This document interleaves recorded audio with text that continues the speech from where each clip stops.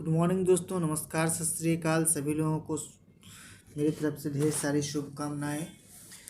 और मैं स्टार्ट करने जा रहा हूँ। हमारे जो छात्र हैं वो सभी छात्र का रिक्वेस्ट था कि ऑब्जेक्टिव क्वेश्चन किया जाए। और उन लोगों का एग्ज़ाम बहुत निकट में होने वाला है। जो 18-20 सेशन है उनका एग्ज़ाम 11 और 12 तारीख को है, और भी कुछ अलग अलग डेट में है। और जो 19 से के सेशन है उसका भी एग्ज़ाम बहुत जल्द ही होने वाला है। तो इसको मद्देनज़र रखते हुए देखते हुए हम ऑब्जेक्टिव क्वेश्चन करने जा रहे हैं, जिस पर हम लोग को ध्यान देना है, वो हमको देखना है। क्योंकि हम जो ऑब्जेक्टिव क्वेश्चन करने जा रहे हैं वो ऑथराइज्ड जो निम्मी पब्लिकेशन है उसका जो क्वेश्चन बैंक है उससे रिलेटेड मैं क्वेश्चन बैंक करने जा रहा हूँ। तो वो क्वेश्चन काफ़ी इंपॉर्टेंट है, क्योंकि क्वेश्चन वहीं से उठाया जाता है एग्ज़ाम में, इसलिए उस क्वेश्चन को ही हम लोग करेंगे पहले। उसके बाद कुछ अन्य क्वेश्चन पर हम लोग फोकस करेंगे। तो सबसे पहले हम लोग निम्मी का जो ऑथराइज बुक है हमारे एनसीईआरटी का, उसका जो क्वेश्चन बैंक है उससे हम क्वेश्चन सॉल्व करते हैं पर ईयर का। उससे क्या होगा कि मेरा जो मेन क्वेश्चन है वो हमारा आ जाएगा, और ज़्यादातर क्वेश्चन उसी से आते हैं, इसलिए पहले उसको करना ज़रूरी है। दोस्तों, प्रशंसा चाहे कितनी भी करो, परंतु अपमान सोच समझ कर करना चाहिए, क्योंकि अपमान वो उधार है जो अवसर मिलने पर हर कोई ब्याज सहित चुकाता है।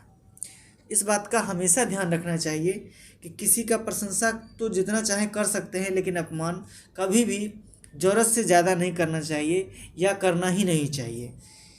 ठीक है दोस्तों, हम लोग स्टार्ट करते हैं।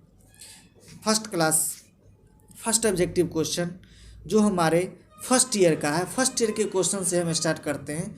और फर्स्ट ईयर का जो पहला क्वेश्चन है उससे हम स्टार्ट करते हैं। फर्स्ट क्वेश्चन जो है वह है, which one is the personal safety, व्यक्तिगत सुरक्षा कौन सी है? जिसमें 4 ऑप्शंस दिए हुए हैं जो आपके स्क्रीन पर हैं। उस स्क्रीन पर गौर से आप देख सकते हैं। उसमें 4 ऑप्शंस हैं। ऑप्शन ए है मशीन को साफ रखें, अपने काम पर ध्यान दें। नेक्स्ट है गैंगवे और फर्श को साफ रखें। डी ऑप्शन है टूल्स को उनके उचित स्थान पर रखें। दोस्तों, इसमें ध्यान दीजिए, बाकी जो 3 ऑप्शन है बी को छोड़कर, वह सभी या तो टूल से रिलेटेड है, या वर्कशॉप से रिलेटेड है, या मशीन से रिलेटेड है। लेकिन पूछ क्या रहा है, मेरे क्वेश्चन में पूछ रहा है कि व्यक्तिगत सुरक्षा कौन सी सुरक्षा है, अर्थात पर्सनल सेफ्टी क्या है। तो पर्सनल सेफ्टी तो यही है ना कि अपने काम पर ध्यान दें। ये मेरा पर्सनल काम, पर्सनल जुड़ा हुआ है ना, मेरे शरीर से जुड़ा हुआ है ना। तो ये क्या हो गया, व्यक्तिगत सुरक्षा हो गया। तो एक का क्वेश्चन क्या होगा, आंसर क्या होगा, बी हो जाएगा। ठीक है दोस्तों, दूसरा जो क्वेश्चन है, क्वेश्चन कह रहा है कि इस अनिवार्य प्रतीक का नाम क्या है, name of the mandatory symbol. तो यह कौन सा सिंबल है, इसका क्या काम है? तो दोस्तों, जो त्रिभुज का, कभी भी कोई त्रिभुज का अगर साइन आता है तो उसे हम चेतावनी चिन्ह कहते हैं। ठीक है, तो यहाँ पर क्या कर रहा है, ये स्टॉप करने के लिए कह रहा है। आप अगर रेलवे फाटक क्रॉस करते हैं तो रेलवे फाटक पर देखते होइएगा कि त्रिभुज जैसा साइन बनाकर उसको क्रॉस करके दिया हुआ रहता है कि उसको पार ना करें। उसका रेलवे का बना के आकृति, और उसको क्रॉस रेड कलर से क्रॉस कर दिया जाता है कि उसको पार नहीं करना है। तो वो क्या है, एक चेतावनी चिन्ह है कि अगर आप इसको क्रॉस कीजिएगा तो क्या होगा कि एक्सीडेंट हो जाएगा। ठीक है, तो वो एक क्या है, चेतावनी चिन्ह है। यहाँ पर उसका काम क्या है, तो स्टॉप करना, रोकना। ठीक है, क्वेश्चन नंबर 3, ज्वलनशील लिक्विड ठोस को वर्गीकृत किया जाता है। तो इसमें फ्लेमेबल जो है, अर्थात जो लिक्विड है, उसके लिए वह किस श्रेणी में आएगा? तो हम जानते हैं class A, class B, class C और क्लास डी आग की श्रेणी होती है। क्लास ए जो है वह ठोस पदार्थ का आग होता है, अर्थात जैसे कि कोई लकड़ी में आग लग गया, कोई प्लाई में आग लग गया, कोई कागज़ में आग लग गया, जो भी ठोस पदार्थ है उसमें अगर आग लगता है तो उसे हम क्लास ए की श्रेणी में रखते हैं। उसे हम क्लास ए की श्रेणी में रखते हैं। जबकि क्लास बी के श्रेणी में ऑयल से जो आग लगता है उसे हम क्लास बी के श्रेणी में रखते हैं। ठीक है, क्लास सी के श्रेणी में क्या आता है? क्लास सी के श्रेणी में दोस्तों आता है गैस या लिक्विफाइड गैस। जो भी लिक्विड से गैस रिलेटेड गैस हो या सीधे गैस हो तो वह क्लास सी में आता है। और क्लास डी में दोस्तों आता है इलेक्ट्रिक आग, अर्थात इलेक्ट्रिक के द्वारा, बिजली के द्वारा जो आग लगता है उसे हम कहते हैं क्लास डी। ठीक है दोस्तों, यह आगे को 4 श्रेणी में बांटा गया था, class A, class B, class C और डी। तो जो मेरा क्वेश्चन पूछ रहा है फ्लेमेबल, तो अर्थात वह लिक्विड में होगा। लिक्विड किस में आता है? तो क्लास बी में आता है। ठीक है तो दोस्तों, अब हम लोग चलते हैं किस में? अब हम लोग चलते हैं नेक्स्ट क्वेश्चन है, तत्काल जीवन रक्षक प्रक्रिया क्या है? यह सेफ्टी चैप्टर से रिलेटेड क्वेश्चन है, और सेफ्टी चैप्टर से ही अभी चूँकि स्टार्टिंग का क्वेश्चन है तो वो सेफ्टी से ही ज़्यादा रहेगा, सीधी सी बात है। तो उसमें सेफ्टी से जो रिलेटेड क्वेश्चन है उसमें दिया है ये फर्स्ट एड रिलेटेड से है। अगर फर्स्ट एड टॉपिक आप पढ़े होइएगा तो उसमें देखे होइएगा किसी भी व्यक्ति को जो चोटिल है अर्थात मरीज है या एक्सीडेंट हुआ है, तो उस व्यक्ति को सबसे पहले जो राहत पहुंचाया जाता है अर्थात डॉक्टर के आने से पहले या हॉस्पिटल पहुंचाने से पहले जो उसे सहायता प्रदान किया जाता है उसे फर्स्ट एड कहते हैं। तो सबसे पहले तत्काल जीवन में क्या रक्षक के लिए उपयोग किया जाता है? तो फर्स्ट एड किया जाता है। ठीक है दोस्तों, तो इसका आंसर हो जाएगा फर्स्ट एड। ठीक है, क्वेश्चन नंबर 5, इस चेतावनी प्रतीक का नाम बताएं। अर्थात 5 नंबर क्वेश्चन है, जो क्या है, इसमें कुछ चेतावनी चिन्ह दिया गया है। इस चिन्ह का नाम क्या है? हम शुरू में ही बताएं कि यह क्या है। त्रिभुज में कोई भी स्थान हो तो क्या होता है? वह चेतावनी चिन्ह है। और यहाँ पर आपको देखिए 5 नंबर क्वेश्चन में दिया भी है कि यह चेतावनी प्रतीक है। अब यह चेतावनी प्रतीक है तो इस क्या चीज़ का चेतावनी है, इस चीज़ के बारे में क्वेश्चन पूछ रहा है। तो अब देखिए गौर से, इसमें जो चिमनी है जिससे धुआं निकल रहा है, अर्थात वहाँ पर कि उसको क्या रोकने के लिए कोई चीज़ है क्या? उसको रोकने के लिए कोई चीज़ नहीं है, अर्थात वह एक नहीं गार्डेड किया। गार्ड किया मतलब ऊपर से जिसको कवर किया गया है, इसको क्या है? अनगार्डेड है, इसको कवर नहीं किया गया है, तो इसको हम कहते हैं अनगार्डेड। ठीक है दोस्तों, नेक्स्ट चलते हैं। 6 नंबर क्वेश्चन है, लकड़ी की अग्नि कागज के कपड़े कारण से लगी आग किस क्लास के अंतर्गत आता है? दोस्तों अभी जस्ट मैंने क्लास 3 में इस क्वेश्चन का चर्चा किया था कि क्लास ए किस श्रेणी का है। अब यही क्वेश्चन दोस्तों अब कहाँ पे आ गया है? क्वेश्चन नंबर 6 में आ गया है। अब देखिए, लकड़ी की आग अर्थात कागज, ये सब क्या है? ठोस पदार्थ है। कपड़े क्या है? ठोस पदार्थ है। इसमें जो आग लगेगा वह किस में आएगा? तो क्लास ए में आएगा। और चीज़ मैं बता दूँ, एक और चीज़ दोस्तों, क्लास ए के आग को बुझाने के लिए हम सोडा एसिड एक्सटिंग्विशर का इस्तेमाल करते हैं। ठीक है दोस्तों, अब चलते हैं हम नेक्स्ट क्वेश्चन की तरफ। नेक्स्ट क्वेश्चन है, कार्बन टेट्राक्लोराइड और ब्रोमो क्लोराइड क्लोरोडिफ्लोरो जो है और मीथेन से भरा हुआ जो कौन सा अग्निशामक यंत्र है? अर्थात which fire extinguisher filled with carbon tetrachloride and bromochlorodifluoromethane, जो BCF इसको शॉर्ट में कहते हैं, यह जो है किस तरह का अग्निशामक यंत्र है? यह दोस्तों हेलोन एक्सटिंग्विशर है। हेलोन एक्सटिंग्विशर है। अब इसका इस्तेमाल हम कहाँ करते हैं? तो हम पढ़े थे CTC एक्सटिंग्विशर का इस्तेमाल हम कहाँ करते हैं?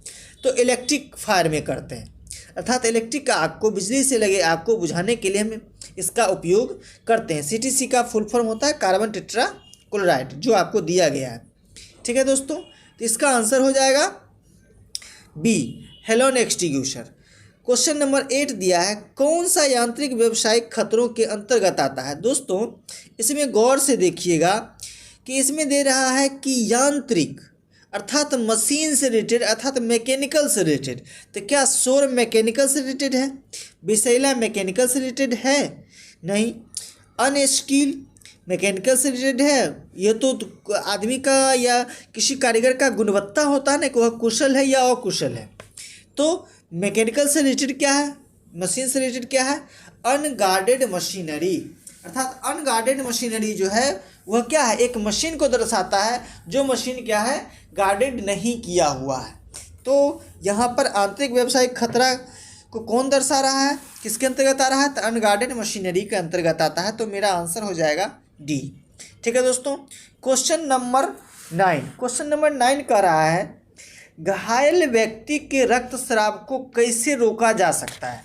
How to stop bleeding of injured person. ठीक है, तो इसके जो रक्त बह रहा है इसको हमको रोकना है। तो रोकने के लिए हम क्या करेंगे? ठीक है, तो इसके लिए अब हमको देखिए ऑप्शन दिया है, ए पट्टी बांधना, बी दिया है मरहम लगाना, ठीक है। अब सी ऑप्शन में चलते हैं। सी ऑप्शन में दिया है घाव पर टिंचर लगाए, और डी ऑप्शन में दिया है घाव पर दबाव दें। तो यहाँ पर दोस्तों हो जाएगा घाव पर दबाव दें। क्यों?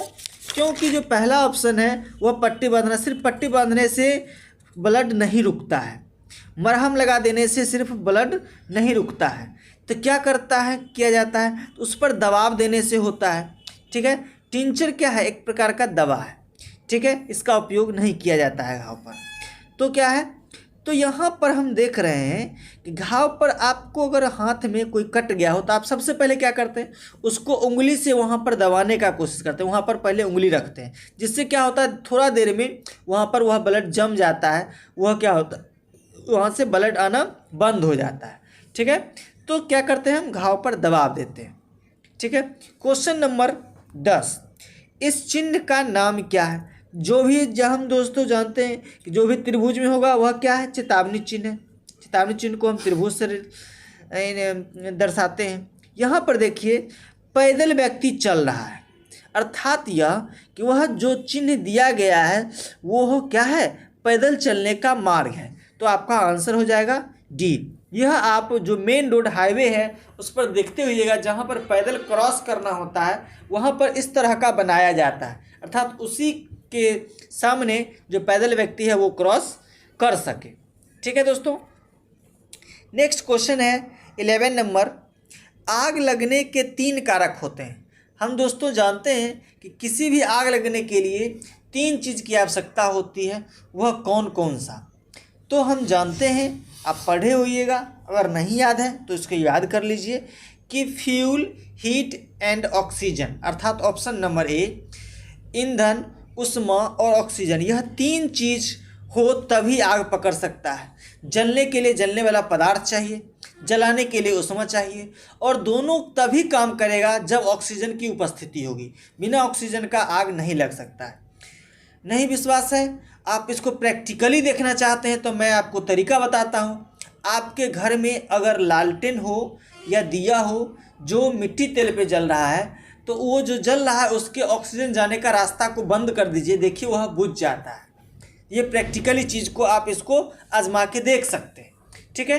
तो दोस्तों 3 चीज़ चाहिए, क्या चीज़, फ्यूल, हीट एंड ऑक्सीजन। तो आग लगने के लिए जो 3 कारक होते हैं वह होते हैं fuel, heat and oxygen, option number A. Next question है दोस्तों, what is the period different as golden hours? Golden hours की अवधि को क्या कहा जाता है? गोल्डन आवर्स कहते कि हैं किसको दोस्तों, अर्थात वह आवर जिसमें किसी मरीज को जो एक्सीडेंट किया हुआ है या बहुत उसकी दयनीय स्थिति है तो उसको सहायता प्रदान किया जाता है। तो वह सहायता कब प्रदान किया जाता है तो उसके लिए ज़्यादा कारगर होता है। इस चीज़ को कहा जाता है गोल्डन आवर, जिसमें सबसे ज़्यादा उसको राहत मिलता है सहायता पहुंचाने से, उस समय को गोल्डन आवर कहा जाता है, ठीक है। तो वह कौन सा टाइम होता है? तो दोस्तों घटना के बाद के पहले जो 30 मिनट होता है, अर्थात घटना जब हुआ उस समय से जो पहला 30 मिनट होता है, 30 मिनट होता है, वह गोल्डन आवर होता है। उस आधे घंटे में किसी पीड़ित व्यक्ति को जो सहायता प्रदान किया जाता है वही उसके लिए सबसे ज़्यादा इम्पोर्टेंट होता है, ठीक है दोस्तों। ये था क्वेश्चन नंबर 12, आंसर हो जाएगा इसका ऑप्शन नंबर ए। अब दोस्तों चलते हैं क्वेश्चन नंबर 13 पे। क्वेश्चन नंबर 13 है दोस्तों, कार्यस्थल पर दुर्घटना से बचने का पहला कदम क्या है? अगर दुर्घटना न हो तो उसके लिए हमको क्या करना चाहिए, ठीक है। तो दोस्तों देखिए, सुरक्षा उपकरण पहनकर, क्या सिर्फ सुरक्षा उपकरण पहन लेंगे क्या उससे क्या दुर्घटना नहीं होगा? तो नहीं। चीज़ों को अपने तरीके से करना, क्या यह सही होगा? बिल्कुल नहीं। सुरक्षा सावधानियों का पालन करता, अर्थात सेफ्टी से रिलेटेड जो भी नियम होते हैं, जो भी कानून होते हैं, जो भी उसके रूल्स होते हैं, उसको अगर हम फॉलो करेंगे तो स्वाभाविक है कि दुर्घटना नहीं होगा। तो क्वेश्चन तो भी तो यही कह रहा है, कार्यस्थल पर दुर्घटना से बचने का पहला कदम क्या है? तो सुरक्षा सावधानी का पालन करेंगे। जो ही सुरक्षा सावधानी का हम पालन करेंगे तो दुर्घटना नहीं होगा, ठीक है दोस्तों। तो अब हम चलते हैं नेक्स्ट क्वेश्चन की तरफ। नेक्स्ट क्वेश्चन है व्हाट डज द सिंबल डिनोटिस, अर्थात यह जो सिंबल है अर्थात प्रतीक है वह क्या दर्शाता है, किस चीज़ को दर्शाता है।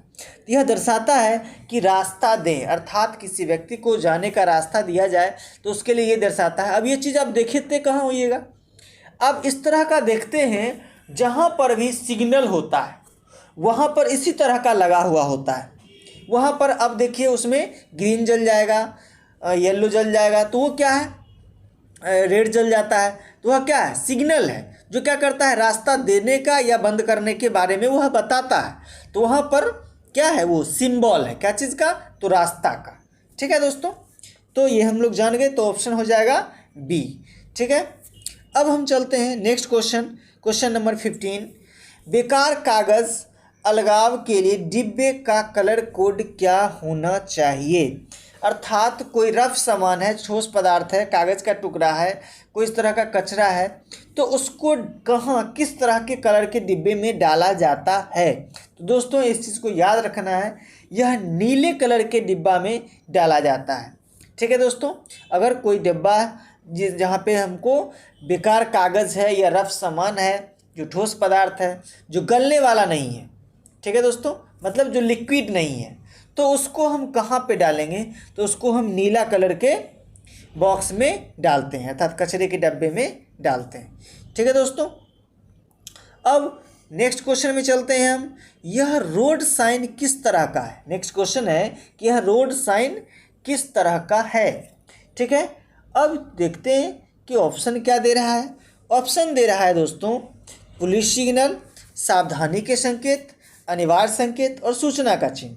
दोस्तों एक चीज़ को हमेशा याद रखना है कि कोई भी स्क्वायर या वर्गाकार, या अर्थात स्क्वायर या वर्गाकार उसी को कहते हैं, या आयताकार कोई चिन्ह हो तो उसे हम कहते हैं इन्फॉर्मेशन साइन। अर्थात कोई भी चिन्ह अगर आयताकार डब्बे में दिया हो या वर्गाकार डिब्बे में बॉक्स में दिया हो तो उस चिन्ह को हम कहते हैं इन्फॉर्मेशन साइन, अर्थात सूचना का चिन्ह। तो यह जो है क्या है, इन्फॉर्मेशन साइन है। आप देखते हैं कहीं पे रोड पे जाते हैं तो देता है कि आप लेफ़्ट जाइएगा तो फलना की जगह जाइएगा, अर्थात कहीं किसी सिटी का नाम लिया है जहाँ वो रोड जाती है।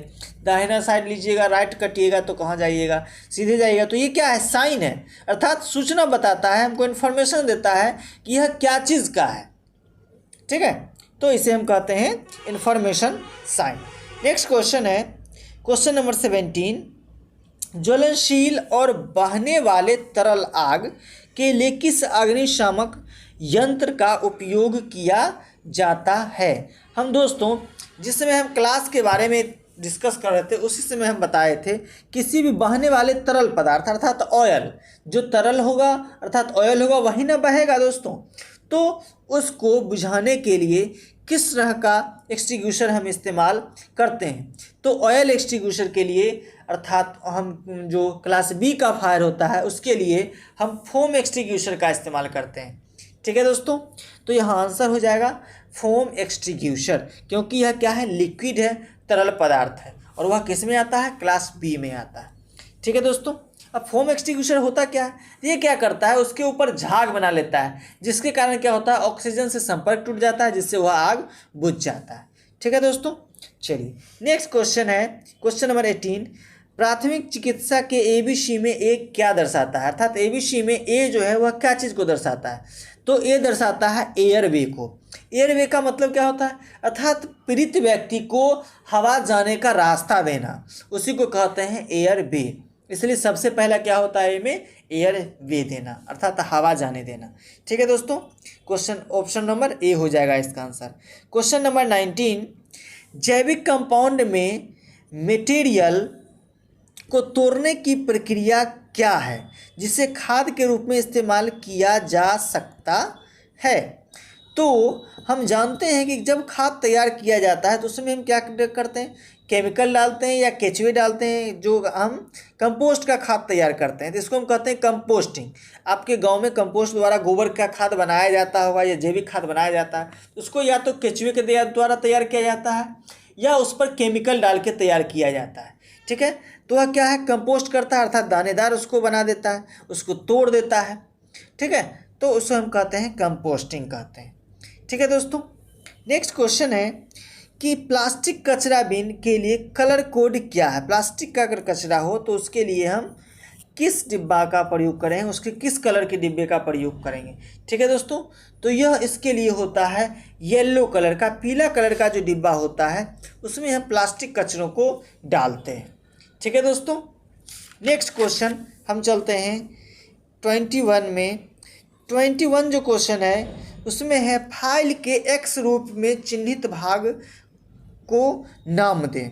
ठीक है दोस्तों, जो एक्स भाग दर्शाया गया है उसका नाम इसमें क्या है, उस पार्ट्स का नाम क्या है। तो दोस्तों सबसे पहले तो ये जाने कि यह क्या है, तो फाइल है। ठीक है, अब फाइल के अलग अलग पार्ट्स होते हैं। जहाँ पकड़ते हैं उसको हम हैंडल बोलते हैं।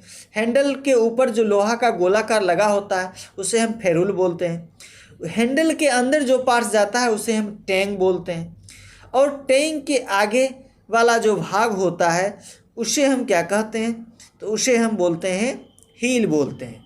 ठीक है, तो यहाँ पर जो ऊपर वाला भाग है वो क्या हो जाएगा, हैंडल के जो अंदर वाला भाग है वह टैंक हो जाएगा।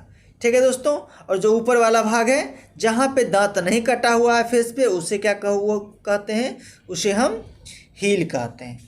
ठीक है दोस्तों। अब हम क्या हो गया, नेक्स्ट में चलेंगे 22 में। एक ट्राई स्क्वायर का उपयोग क्या है। एक ट्राई स्क्वायर का उपयोग क्या है। तो दोस्तों हम जानते हैं ट्राई स्क्वायर का काम क्या होता है। ट्राई स्क्वायर का काम होता है समकोण को चेक करना, वह मापता नहीं है दोस्तों। कोई भी यह कहे कि वह समकोण को मापता है तो वह मापता नहीं है। मापने का मतलब वह जो क्या करे, जो कम या ज़्यादा है तो उसको वह चेक मतलब बता दे कि यह एक कम है या एक ज़्यादा है। यह तो सिर्फ 90 डिग्री में है या नहीं, यह सिर्फ यस और नो बताता है, यह चेक नहीं करता है।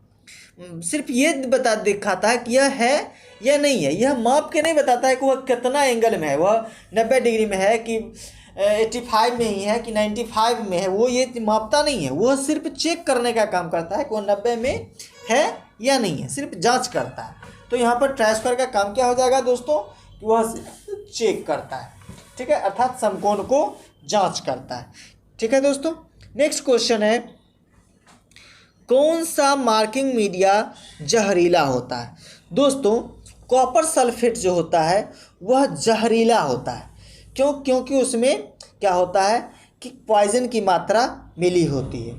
ठीक है दोस्तों, इसलिए कॉपर सल्फेट का इस्तेमाल हम ब्रश के द्वारा करते हैं। वैसे पर्सियन ब्लू का भी इस्तेमाल हम ब्रश के द्वारा ही करते हैं, लेकिन कॉपर सल्फेट पर एकदम पूर्ण रूप से हमें याद रखना चाहिए कि हमें खुले हाथ के द्वारा उसे टच नहीं करना चाहिए। ठीक है दोस्तों। नेक्स्ट है 24 number question. Universal surface gauge का कौन सा हिस्सा स्क्राइबर को पकड़ता है। अर्थात यूनिवर्सल सरफेस गेज में कई पार्ट्स होते हैं, उसमें कौन सा हिस्सा है, कौन सा पार्ट्स है जो स्क्राइबर को पकड़ता है। तो हम जानते हैं दोस्तों कि पिलर पे क्या लगा होता है, स्नग लगा होता है। और वह स्नग क्या करता है कि स्क्राइबर को पकड़ने का काम करता है। और स्क्राइबर खुद किसके साथ जुड़ा होता है, तो पिलर के साथ जुड़ा होता है।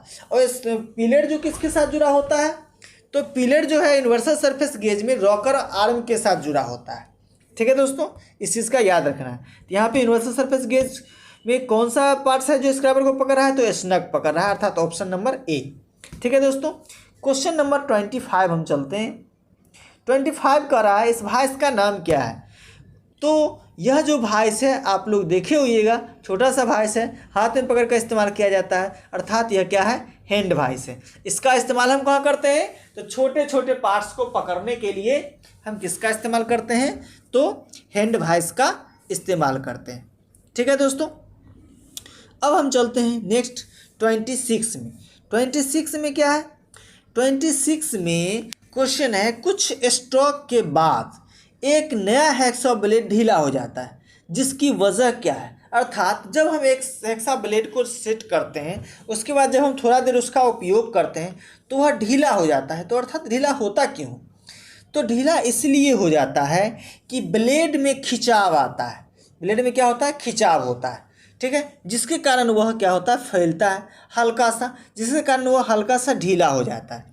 ठीक है, तो यहाँ पर आंसर हो जाएगा ऑप्शन नंबर ए, ब्लेड को खींचा जाना, अर्थात ब्लेड खिंचाव के कारण वह क्या होता है, ढीला हो जाता है। ठीक है दोस्तों, क्वेश्चन नंबर 27, पहले कट और पतले वर्क पीस को काटते समय दांतों बहुत आसानी से क्यों टूटते हैं, अर्थात दांत जो होता है वह क्यों आसानी से टूट जाता है जब पहला कट लगाते हैं या पतले वर्क पीस पर कटिंग करते हैं। तो इसलिए कि हाथ पल केवल कुछ दांतों पर काम करता है, अगर पूरा जो ताकत है वो कुछ दांत पर ही हम पूरा ताकत लगा दें तो स्वाभाविक है कि वह क्या हो जाएगा, आसानी से टूट जाता है। ठीक है, तो ये चीज़ हमको ध्यान में रखना है कि हम एक जगह पर ज़्यादा ताकत ना लगाएं, हाथ का बल ना लगाएं। तो ऑप्शन हो जाएगा डी, हाथ का बल केवल कुछ दांतों पर जो काम करता है वो नहीं होना चाहिए। ठीक है दोस्तों, नेक्स्ट क्वेश्चन है 28, कॉर्नर और जॉइंट पर मटेरियल को चौकोर करने के लिए किस छेनी का प्रयोग किया जाता है, अर्थात दो मेटल जब आपस में जॉइंट होते हैं और उनके बीच कॉर्नर बनता है। ठीक है, जो ही कॉर्नर बनता है तो क्या होगा, अब कॉर्नर जो ही बनेगा तब उसको हमको कॉर्नर में साफ़ करना पड़ेगा, उसमें जो एक्स्ट्रा मेटल है। तो उसके लिए दिमाग में रखना है हमेशा डायमंड पॉइंट छेनी। डायमंड पॉइंट छेनी का इस्तेमाल हम किसी भी कॉर्नर को साफ करने के लिए, शार्प करने के लिए इस्तेमाल करते हैं। अब और भी छेनी है, उसका इस्तेमाल हम कहाँ करते हैं, फ्लैट छेनी है तो एक परत के रूप में उसको काटना है तो फ्लैट छेनी का इस्तेमाल करते हैं। क्रॉस कट चीज़ेल है, क्रॉस कट चीज़ेल का उपयोग हम कहाँ पर करते हैं, तो क्रॉस कट चीज़ेल का इस्तेमाल हम करते हैं जब हमको कीवे बनाना होता है। क्रॉस कट चीज़ेल का दोस्तों दूसरा नाम क्या होता है, तो दूसरा नाम होता है कैप चीज़ेल। ठीक है, इसका इस्तेमाल हम कीवे अर्थात चाबी घाट बनाने में करते हैं। डायमंड पॉइंट छेनी का इस्तेमाल तो कॉर्नर साफ करने के लिए, जो यहाँ पर आंसर हो जाएगा। लेकिन जो डी ऑप्शन है हाफ राउंड नोट चीज़ेल, इसका इस्तेमाल हम करते हैं ऑयल ग्रुप बनाने के लिए। कहाँ, जहाँ पर क्या करना हो, ऑयल का सप्लाई करना हो तो वहाँ पर हम हाफ राउंड नोट चीज़ेल का इस्तेमाल करते हैं। ठीक है दोस्तों, नेक्स्ट चलते हैं हम 29 नंबर क्वेश्चन में। दिया है, फिगर दिया है हमारे पास, वह फिगर का नाम क्या है दोस्तों, वह है बॉल पेन हैमर। और उसमें एक्स चिन्हित किया है कि उसका नाम क्या है, उसका नाम क्या है। जो एक्स चिन्हित किया हुआ भाग है वह दोस्तों चिक है, वह क्या है, चिक है। ऊपर से जो गोलाकार भाग है उसे पिन बोलते हैं, जिसके कारण उसका नाम पड़ा बॉल पेन हैमर। क्यों, क्योंकि वह बॉल के आकार का गोलाकार है, इसलिए उसको हम बॉल पेन हैमर बोलते हैं। वह क्या है, तो पिन है। और बॉल पिन जो है अर्थात जो गोलाकार बॉल की तरह उसके जो अपोजिट साइड है उसको हम फेस बोलते हैं। ठीक है दोस्तों, जिसमें हैंडल फिट करते हैं उसको हम ऑयल होल बोलते हैं। ठीक है, ये चारों ऑप्शन हो गया, तो इसमें आंसर हो जाएगा सी, चिक। क्वेश्चन नंबर 30, काटने वाले छेनी पर प्रतीक जो गामा है दर्शा रहा है उसका कौन सा कोण को वह दर्शा रहा है, उसका नाम क्या है। दोस्तों यहाँ पर देखिए अल्फा बीटा गामा, यह 3 एंगल दिया है, यहाँ पर तीनों अलग अलग एंगल को बता रहा है। तो हमसे पूछ रहा है गामा किरण के बारे में, तो गामा जो किरण है वह रैक एंगल है। अब बाकी 2 एंगल के बारे में भी हम जान लें, जो दिया है अल्फा और बीटा। तो बीटा जो है दोस्तों वह कटिंग एंगल है और अल्फा जो है दोस्तों वह क्लीयरेंस एंगल है। अर्थात जो अल्फा है वह डी है, क्लीयरेंस एंगल है, जो बीटा है वह कटिंग एंगल है, और जो हमसे क्वेश्चन पूछ रहा है अर्थात गामा वह रैक एंगल है। ठीक है, क्वेश्चन नंबर 31 में क्या पूछ रहा है दोस्तों कि धातु की उस गुण का नाम बताइए जिसमें वह बिना टूटे तार के रूप में खींचा जा सकता है। सीधी सी बात है दोस्तों कि हम जानते हैं कि जब उसको हम तार के रूप में खींचते हैं तो उसमें कुछ तो ऐसा गुण तो है जिसके कारण वह खींचा जाता है, अर्थात वह गुण होता है डक्टिलिटी, जिसके कारण उसको पतले तार के रूप में हम खींच देते हैं। अगर डक्टिलिटी का गुण ना हो तो उसे हम पतले तार के रूप में नहीं खींच सकते। ठीक है दोस्तों, अब देखिए गौर से, नेक्स्ट क्वेश्चन है 32, थिम्बल के एक डिवीजन की स्पिंडल मूवमेंट क्या होगी जब स्पिंडल का थ्रेड 0.5 mm हो। अर्थात यह पूछ रहा है कि माइक्रोमीटर में क्या हुआ, कि स्पिंडल बना हुआ है, स्पिंडल पर थ्रेड है जिसके कारण वो आगे पीछे मूव कर रहा है, जिसका पिच बता रहा है कितना है 0.5 mm। अगर पिच उसका 0.5 mm हो तो थिम्बल पर एक डिवीजन का मान क्या होगा। क्वेश्चन यहाँ पर यही कह रहा है कि थिम्बल के एक डिवीजन का मान क्या होगा जब उसके थ्रेड के पिच का जो मान है वह 0.5 mm है। तो दोस्तों जब थ्रेड का पिच 0.5 mm हो तो हर हाल में क्या होता है, थिम्बल के एक डिवीजन का मान 0.01 mm होता है। यह मैट्रिक सिस्टम में है दोस्तों, इसलिए यहाँ पर दोनों mm है, तो इस बात का हमेशा याद रखना है। जो ही ब्रिटिश सिस्टम में जाएगा तो अलग हो जाएगा, ठीक है। ये मैट्रिक सिस्टम है। ब्रिटिश सिस्टम में जब जाइएगा तो ब्रिटिश सिस्टम में उसी एक थिम्बल डिवीजन का मान 0.001 mm हो जाता है। यहाँ पर 1 इंच हो जाता है, यहाँ पर जो है 0.01 mm है, क्योंकि यह मैट्रिक सिस्टम में है, ठीक है दोस्तों। नेक्स्ट चलते हैं हम 33 नंबर क्वेश्चन। 33 नंबर क्वेश्चन में हमें पढ़ने के लिए कह रहा है कि क्या है यह और इसका जो रीडिंग होगा वह क्या होगा। तो यह सबसे पहले जान लें कि यह वर्नियर कैलिपर का स्केल हमको दर्शा रहा है, ठीक है। और वर्नियर स्केल का जो स्केल दर्शा रहा है उसमें हम देखते हैं कि वर्नियर कैलिपर पर 2 स्केल होता है, एक होता है मेन स्केल, एक होता है वर्नियर स्केल। अब वर्नियर स्केल जो होता है वह भी 2 होता है, एक होता है ब्रिटिश सिस्टम में, एक होता है मैट्रिक सिस्टम में। जो ऊपर होता है वो ब्रिटिश सिस्टम होता है, जो नीचे होता है वो मैट्रिक सिस्टम होता है। मैट्रिक सिस्टम में हम देख रहे हैं कि वह 0 आगे बढ़ा है। अब 0 देखिए दोस्तों कहाँ गया है, तो 0 देखिए दोस्तों 4 से कुछ पहले है। आप फिगर आपको देख रहे होइएगा कि 4 से कुछ पहले है, अर्थात देखिए 4 और 3 के बीच जो बड़ा वाला लाइन है, अर्थात 4 और 3 के बीच जो बड़ा वाला अगर तो होगा अर्थात दोनों का बीच होगा, उससे थोड़ा सा आगे बढ़ा। इसका मतलब है कि 3.5 तो है और 3.5 अर्थात 35 mm तो है। अब 35 mm हम यहाँ से ले लिए मेन स्केल पर से। अब हमको जाना कहाँ है, वर्नियर स्केल पर।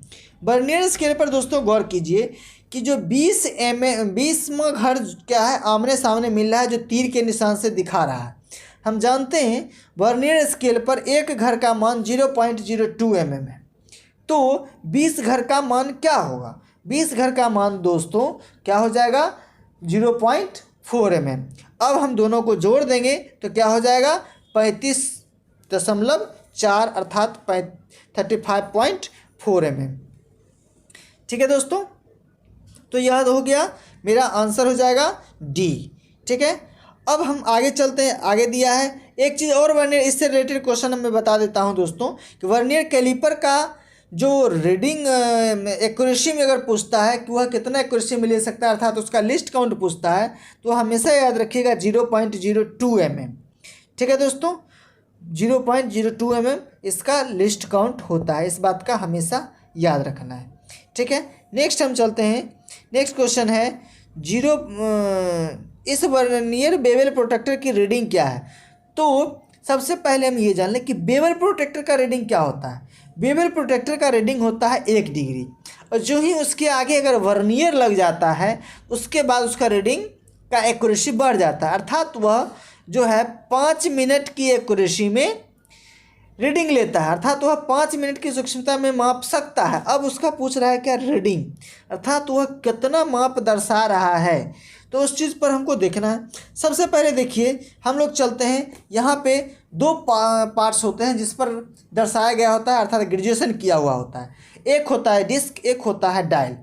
जो सबसे ऊपर बड़ा वाला जो बाहरी वाला जो आप देख रहे हैं स्केल, वह है डिस्क, जिस पर डिग्री में दर्शाया हुआ रहता है, ठीक है। अब वह हो गया डिस्क, उसके साथ जो छोटा वाला स्केल दर्शाया हुआ है उससे जो जुड़ा हुआ है उसको हम कहते हैं डायल।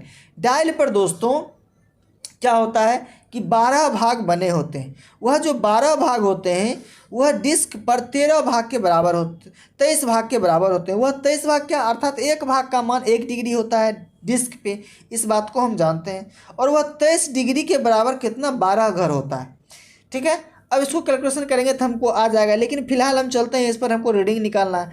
तो हमको 40 के बगल में देखिए डिस्क पे तीर का निशान दिया है, ठीक एक बाद है, तो 40 और 1 कितना हो जाएगा 41 डिग्री। 41 डिग्री हम कहाँ पढ़ लिए, डिस्क पे पढ़ लिए। अब हमको कहाँ चलना है, तो डायल पे चलना है। डायल पे देखिए कैमा घर है जहाँ पे तीर का निशान दिया है, तो वो दिया है 10वां घर दिया है। 10 जानते हैं दोस्तों कि 12 घर होता है जिसमें 10वां घर दिया है। 0 से बायां साइड वह अलग हो जाएगा, 0 से दाहिना साइड वो अलग हो जाएगा। जब हम क्लॉकवाइज पढ़ रहे हैं तो हम दाहिना साइड पढ़ते हैं, जब हम एंटी क्लॉकवाइज पढ़ रहे हैं तो लेफ्ट साइड पढ़ते हैं। इस चीज़ का हमेशा याद रखना है। चूँकि अभी हम क्लॉकवाइज पढ़ रहे हैं तो हम राइट साइड जाएंगे। तो यहाँ पर देखिए 10वां घर को इंगित किया है। अब 10वां घर चूँकि एक घर का मान 5 मिनट है, तो 10 घर का मान कितना हो जाएगा दोस्तों, 10 घर का मान हो जाएगा 50 मिनट। तो यहाँ पर दोस्तों मेरे पास रीडिंग क्या आ गया, 41 डिग्री और 50 मिनट। 41 डिग्री कहाँ से आया, डिस्क पर से, और मिनट कहाँ से आया, डायल पर से। तो हम जान गए। और एक साथ इसको याद रखना है क्या, तो इसका लिस्ट काउंट क्या है, तो इसका लिस्ट काउंट है 5 मिनट। ठीक है दोस्तों। एक चीज़ और जान लीजिए कि अगर पूछ दे कि वर्नियर बेवल प्रोट्रैक्टर से भी ज़्यादा एक्यूरेसी में अगर एंगल को मेज़र करना है तो किसका इस्तेमाल करेंगे, तो एंगल में अगर इस्तेमाल करना हो, एंगल को जांचना हो और 5 मिनट से भी ज़्यादा एक्यूरेसी में चेक करना हो तो हम साइन बार का इस्तेमाल करते हैं। अब साइन बार कितना एक्यूरेसी में देता है, तो वह 1 मिनट की एक्यूरेसी में क्या कर सकता है, माप सकता है, चेक कर सकता है। ठीक है दोस्तों। तो अब हम चलते हैं नेक्स्ट क्वेश्चन 35 में। 35 नंबर क्वेश्चन है दोस्तों, फीलर गेज का उपयोग किया जाता है।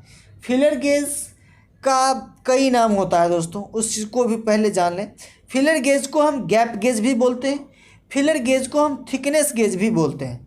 गैप गेज और थिकनेस गेज भी हम कहते हैं। अब गैप गेज नाम से ही स्पष्ट है, जब इसका नाम आप जान जाते हैं इसको गैप गेज भी कहते हैं। इसका मतलब है कि गैप को चेक करता है। तो गैप क्या होगा, 2 पार्ट्स के बीच जो गैप बनता है उस गैप को चेक करने के लिए हम किसका प्रयोग करते हैं, गैप गेज का इस्तेमाल करते हैं, अर्थात फीलर गेज का इस्तेमाल करते हैं। इसका दूसरा नाम थिकनेस गेज भी है, क्योंकि हम मोटाई में चेक करता है कि कितना मोटाई में वह गैप है।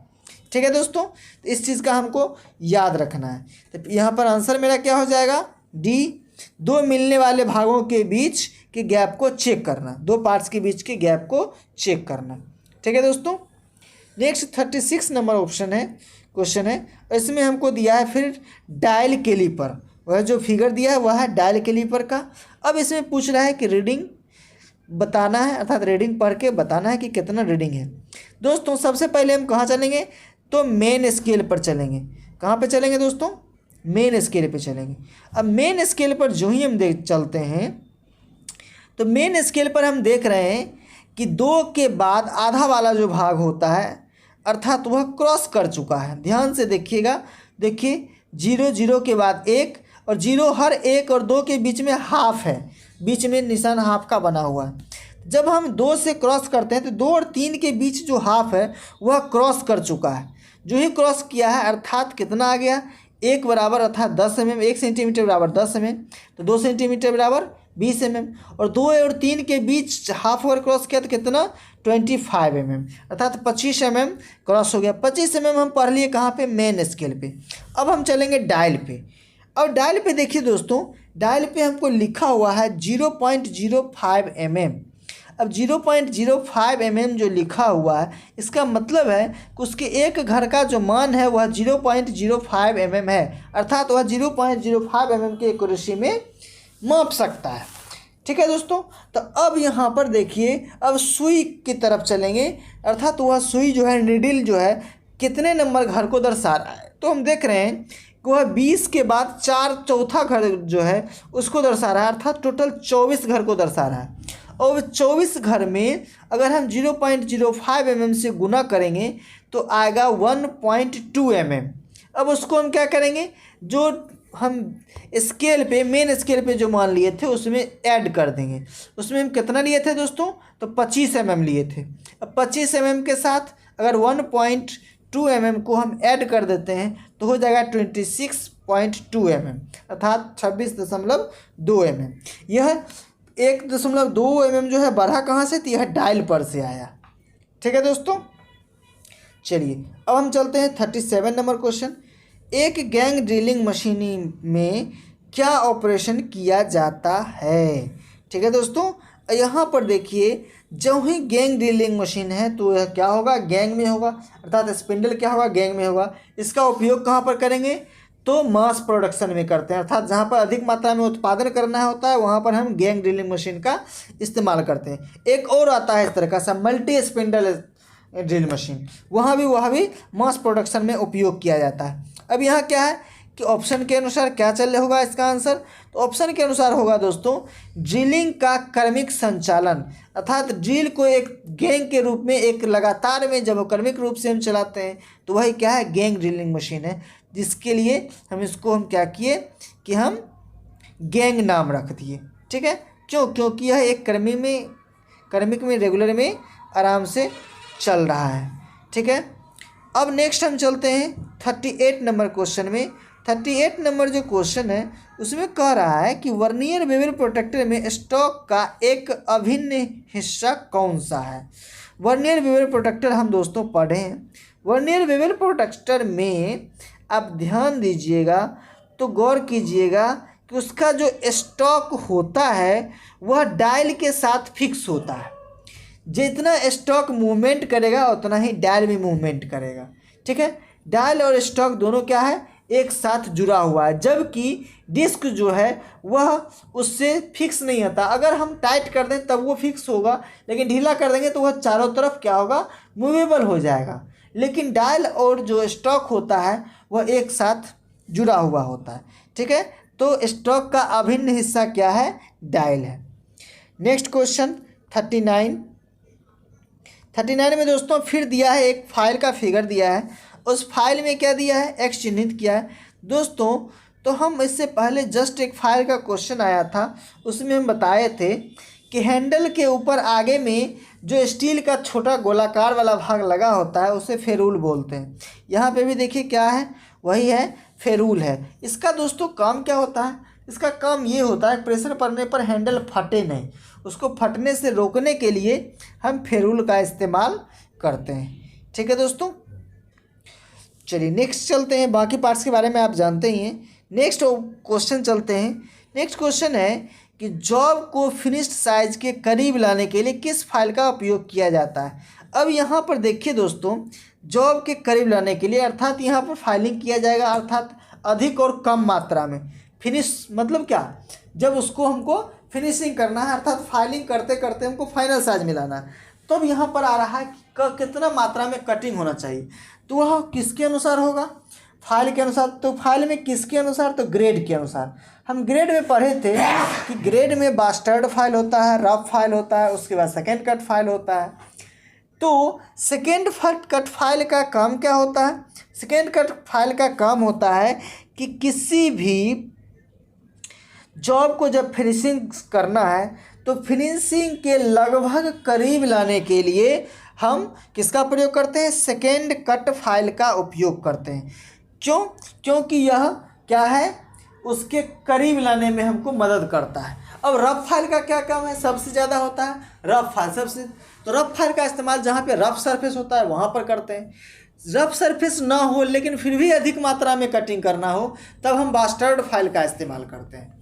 लेकिन अब हमको फिनिशिंग साइज के करीब लाना हो तो उसके बाद हम सेकेंड कट फाइल का प्रयोग करते हैं। उससे भी अधिक सूक्ष्म कटिंग करना हो तो हम स्मूथ फाइल का प्रयोग करते हैं। स्मूथ से भी ज़्यादा हमको स्मूथ करना है तो डेड स्मूथ, उससे भी ज़्यादा तो सुपर स्मूथ।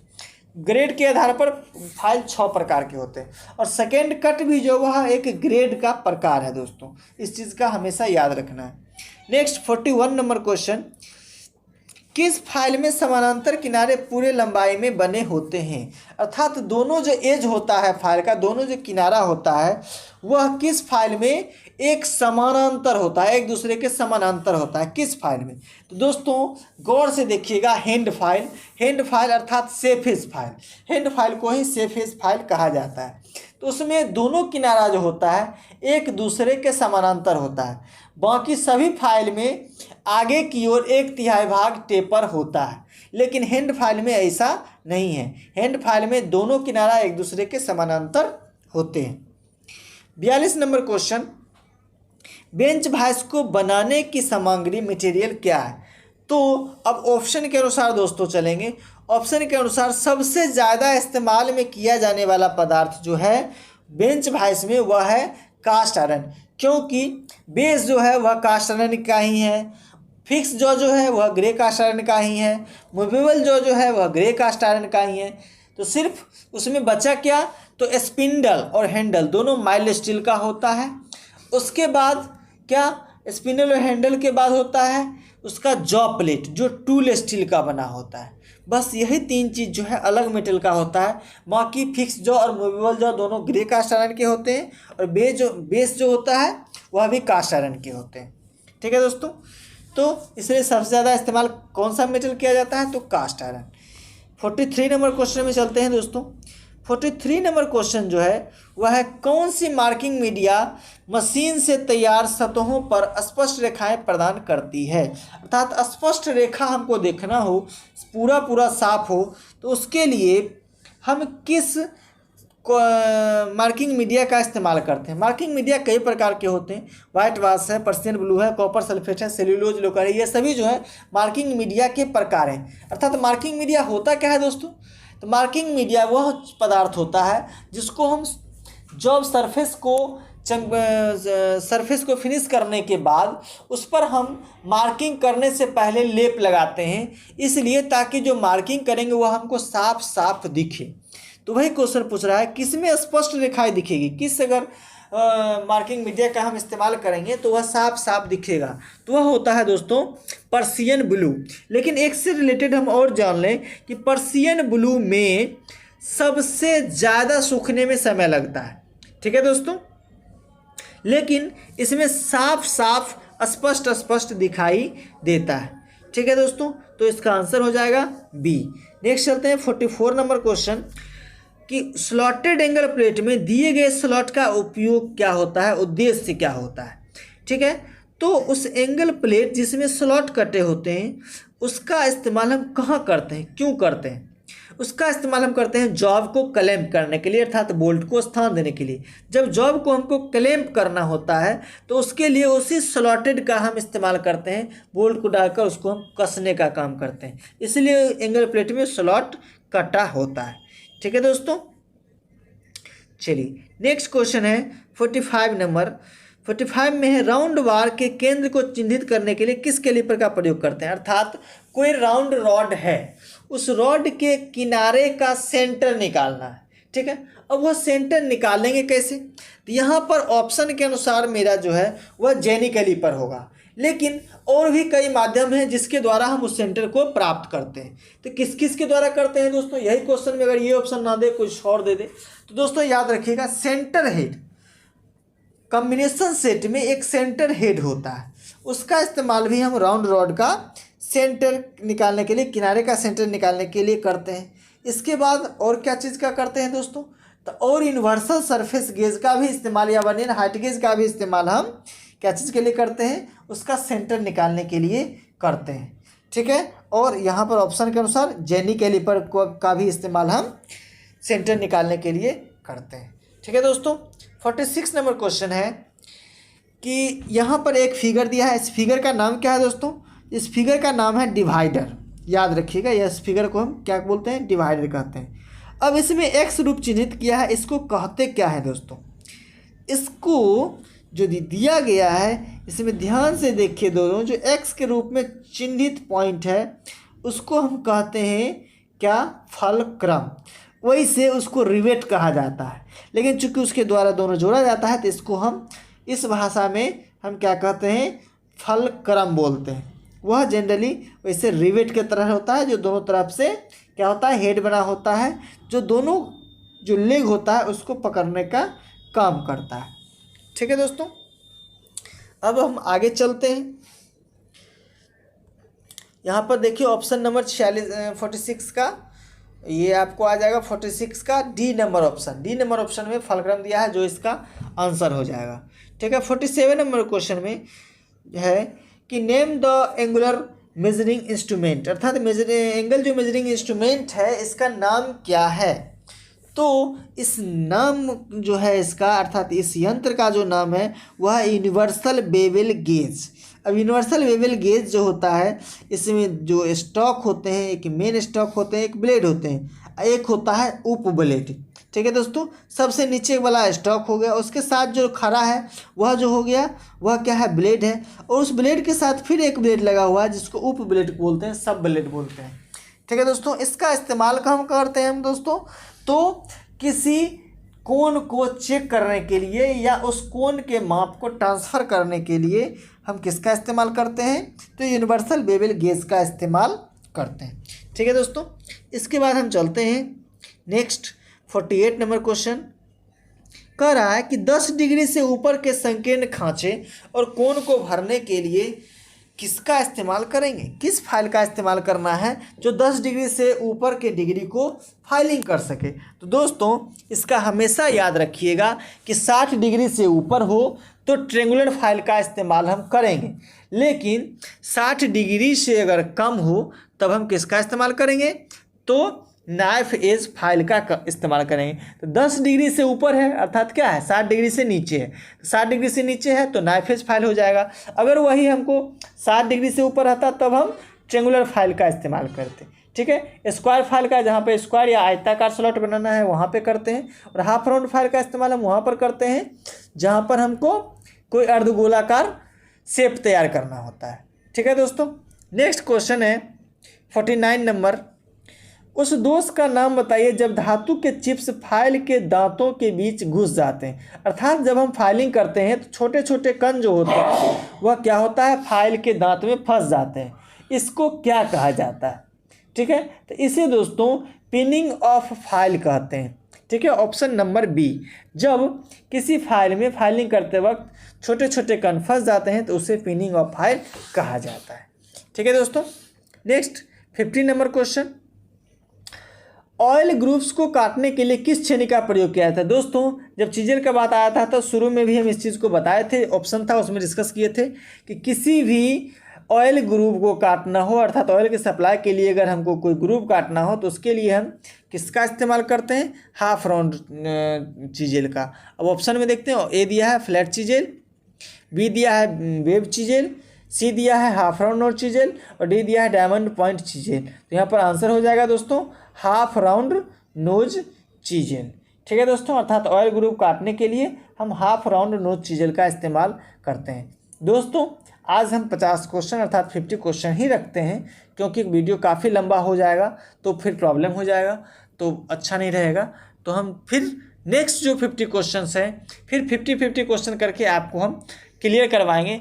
तो आप लगातार इस वीडियो को देखें और इसको पूरा इसका फ़ायदा उठाएं। जो क्वेश्चन आपको समझ में नहीं आए उस क्वेश्चन नंबर को या उस क्वेश्चन को लिखकर हमें कमेंट करें, उस पर हम नेक्स्ट क्लास में नेक्स्ट जब हम डिस्कस करेंगे तो उस पर फोकस कर देंगे।